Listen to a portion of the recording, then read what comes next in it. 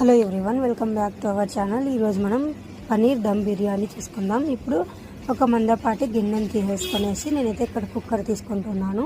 Oil అంతా కూడా బాగా అప్లై చేసేసి కింద వైపు ఇప్పుడు పన్నీర్ మసాలా చేసుకున్నాం కదా, ఆ మసాలాను కూడా అందులోకి వేసేసి దానిపైన వేయించుకున్నటువంటి బ్రౌన్ ఆనియన్స్ని కూడా వేసుకుందాం.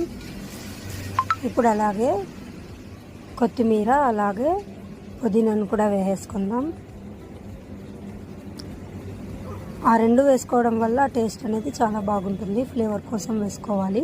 ఇప్పుడు ఆల్రెడీ మనం బాయిల్ చేసుకున్నటువంటి రైస్ ఉంటుంది కదా, ఆ రైస్ని కూడా వేసి ఇంకొక లేయర్ ఆనియన్స్ని కూడా వేసుకుందాం, బ్రౌన్ ఆనియన్స్ని.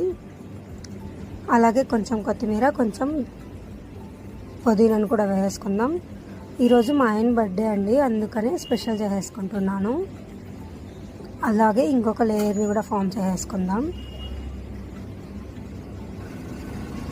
టేస్ట్ అయితే చాలా అంటే చాలా బాగుంది, తప్పకుండా ట్రై చేయండి, చాలా ఈజీ కదా.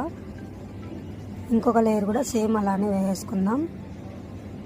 ఇప్పుడు అలాగే నేను ఇక్కడ డ్రై ఫ్రూట్స్ని కూడా యాడ్ చేసుకుంటున్నాను. ఇది మీకు ఇష్టం లేకపోతే స్కిప్ చేసేయచ్చు.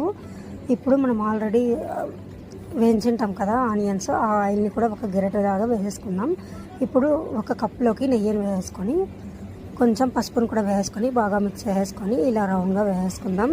అదర్ కలర్ ఫుడ్ కలర్స్ ఏమి యూజ్ చేయకోకుండా ఇది న్యాచురల్ కలర్ లాగా యూజ్ చేసుకోవచ్చు. అంతే అండి, ఒక 5 to 10 minutes అలా సిమ్లో పెట్టేసుకుంటే మన దమ్ బిర్యానీ అయితే రెడీ అయిపోయింది. చూడండి ఎంత కలర్ఫుల్గా ఎంత బాగుందో. టేస్ట్ అయితే కూడా చాలా బాగుంది, తప్పకుండా మీరు కూడా ట్రై చేసేయండి. మా ఇంట్లో అయితే అందరికీ నచ్చింది. మీరు కూడా ఇలా చేసి ఎలాగుందో కామెంట్ బాక్స్లో కామెంట్ చేయండి.